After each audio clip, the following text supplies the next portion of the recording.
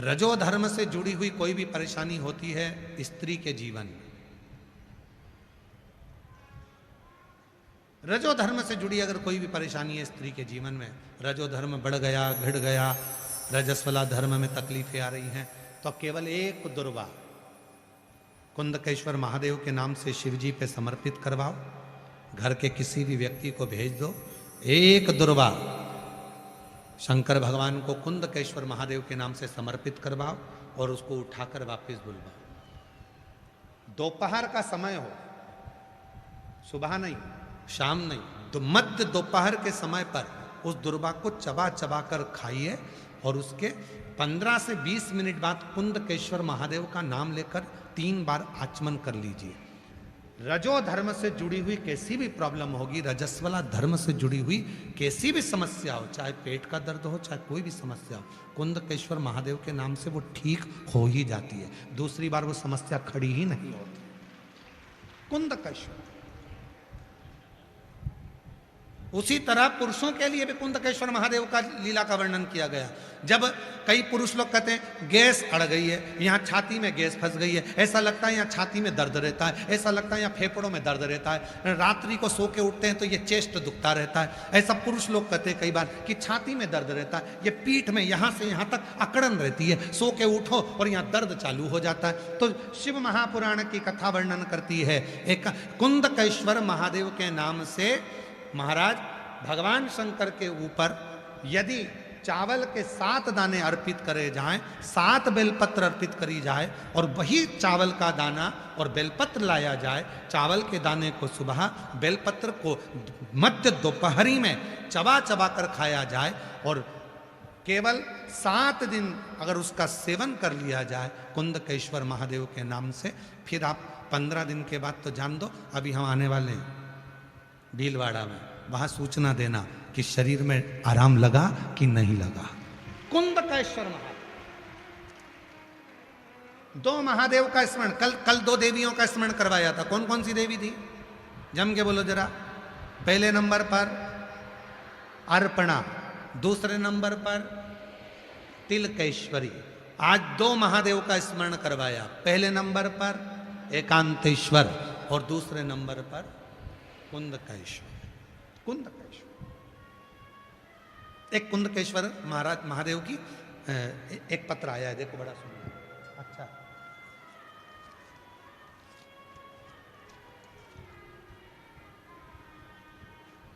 विदल और उत्पल ने दोनों ने माँ जननी जगत धात्री दुर्गा भवानी माँ आदि शक्ति माँ भवानी को देखा, उनकी ओर आसक्त हुए।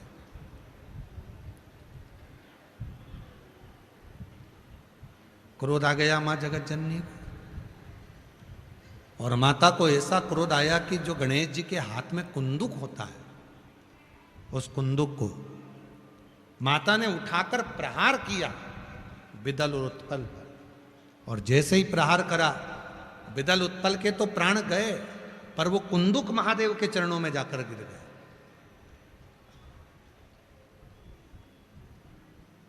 और जैसे ही कुंदुक महादेव के चरणों में जाकर गिरा और भगवान शिव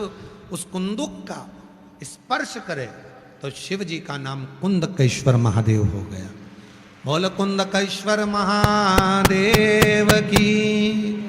भगवान शिव का नाम कुंदकेश्वर महादेव हो गया। स्वयं शिव कुंदकेश्वर के रूप में पूजित हो, कुंदकेश्वर। और यह कुंदकेश्वर का स्वरूप कोई साधारण स्वरूप नहीं है, कुंदकेश्वर का स्वरूप कोई साधारण नहीं है। शिव महापुराण वर्णन करती है कि जब कोई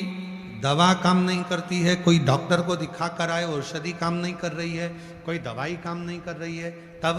कुंदकेश्वर महादेव का नाम लेकर जिस डॉक्टर को दिखा कर आए उसकी दवाई को मात्र कुंदकेश्वर महादेव का नाम लेकर यदि हम खाना चालू करते हैं तो वो दवाई असर करना प्रारंभ कर देती है, वो दवाई हमको असर करती है। कुंदकेश्वर का नाम लेकर भगवान कुंदकेश्वर का स्मरण कर कर यदि खाते, और कुंदकेश्वर और एकांतेश्वर ये 2 महादेव ऐसे हैं, शंभु शंभु शंभु शंभु शंभु शंभु शंभु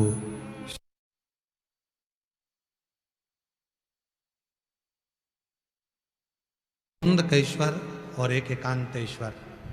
महादेव एक ऐसे हैं, ये दो महादेव का स्मरण ऐसा है,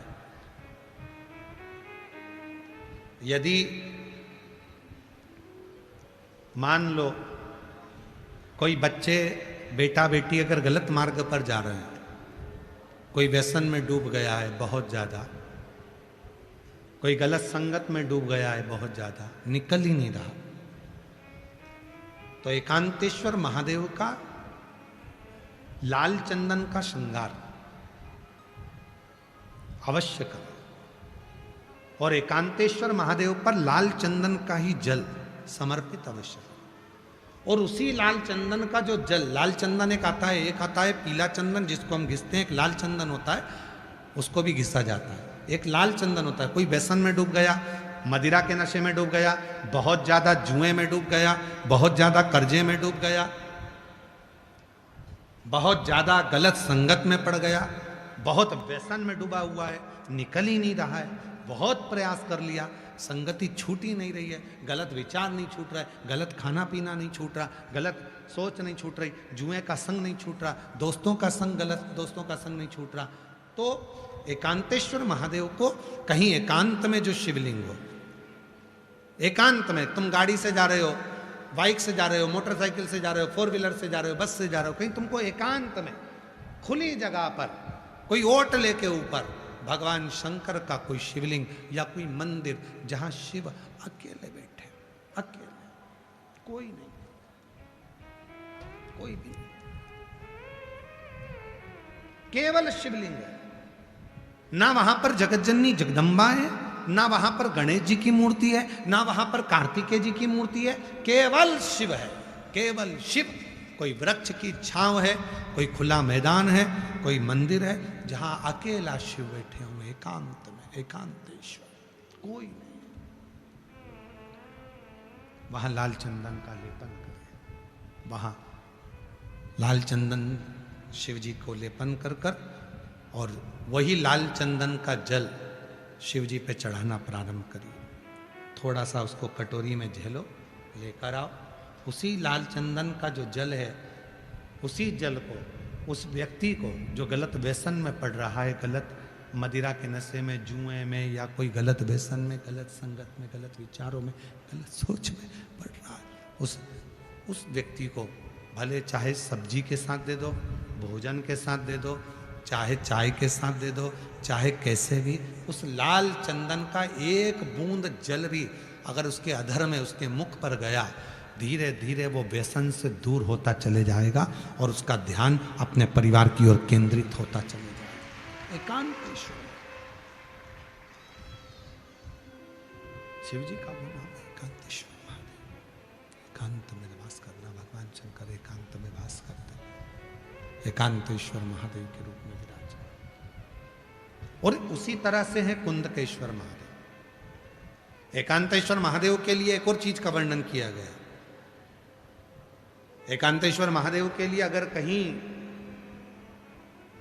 ध्यान दें, थोड़ा सा हो सकता है कि स्मरण में आप लोगों के रहेगा तो आगे काम आ सकता है। एकांतेश्वर महादेव, यदि शरीर के अंतर्गत कहीं पर भी कोई चर्म रोग अगर शरीर में आ गया, कोई भी चर्म रोग आ गया, चाहे चमड़ी काली पड़ गई हो, चाहे चमड़ी सफेद पड़ गई हो, चाहे कोई शरीर का भाग दाग से मैं पीड़ित हो रहा हो, पूरा शरीर अगर बेकार भी हो रहा है, तो उसके लिए भी एकांतेश्वर महादेव का स्मरण। पर एकांतेश्वर महादेव का स्मरण तो है, पर जहां तुम एकांत में जल चढ़ाओगे शिव जी पे, साधारण जल तुम्हारी भले बॉटल में रखा हो, चाहे कलश में रखा हो, चाहे कैसा भी, और एकांत में कोई शिव जी मिल गए, वहां पर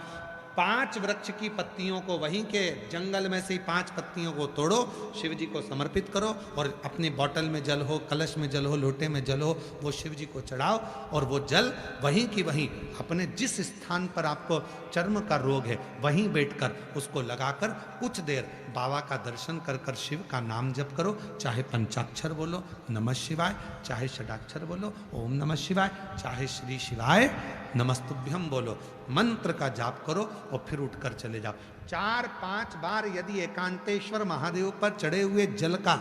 अपने शरीर पर आपने लेपन करना प्रारंभ करा, वो चर्म रोग धीरे धीरे धीरे धीरे समाप्त होता चला। कल एक पत्र था, कल एक पत्र पढ़ा था, आप लोगों के स्मरण में होगा कि एक बच्चे को पूरा शरीर सफेद हो गया था। अगर वो बैठा हो तो हमने कल भी कहा था, अगर हो तो आज पूरा शरीर सफेद हो गया, चर्म रोग हो गया, तल्लीनता हो, बिरल उत्पल को सन्मात कर दिया माँ ने। समय आया, एक भाव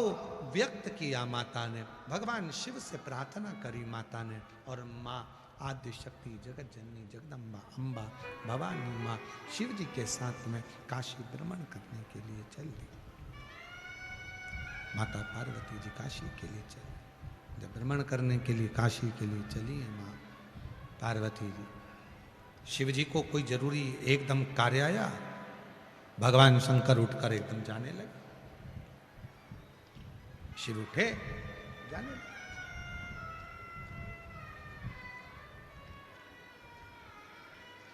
पार्वती जी ने कहा यदि आप चले जाएंगे,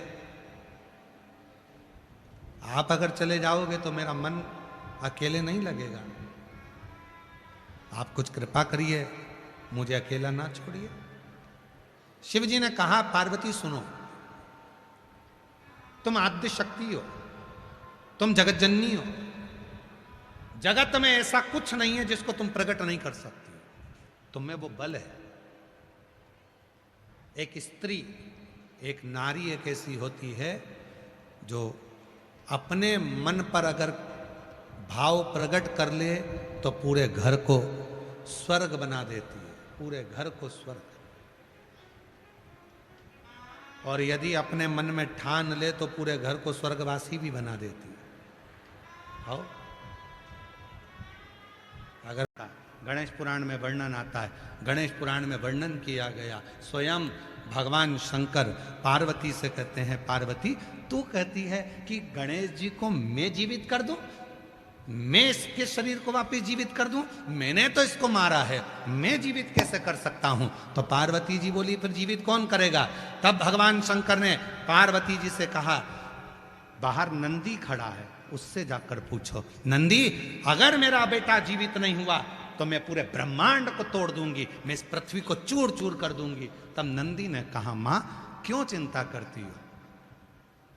क्यों चिंता करती हो?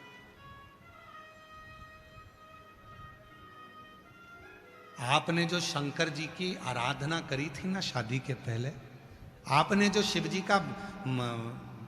स्मरण करा था ना विवाह के पहले, आपने जो शिव जी का गुणगान किया था ना विवाह के पहले, माता पार्वती से नंदी कहते हैं तुम्हारे उस पुण्य को, तुमने जो शादी के पहले व्रत करा, तुमने जो शादी के पहले उपास करा, तुमने जो शादी के पहले तप किया, तुमने जो शादी के पहले लोटा भर के जल चढ़ाया, उस पुण्य को याद करो, और पुण्य जैसे याद होगा वैसे ही देवादिदेव महादेव की कृपा होगी और तुम्हारे बेटे का सिर जुड़ जाएगा, और वही पुण्य जागृत। जब तक पुण्य जागृत नहीं होता शिव कैसे मिलेगा?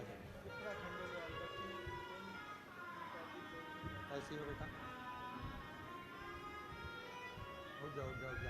उठ जा, रोती नहीं।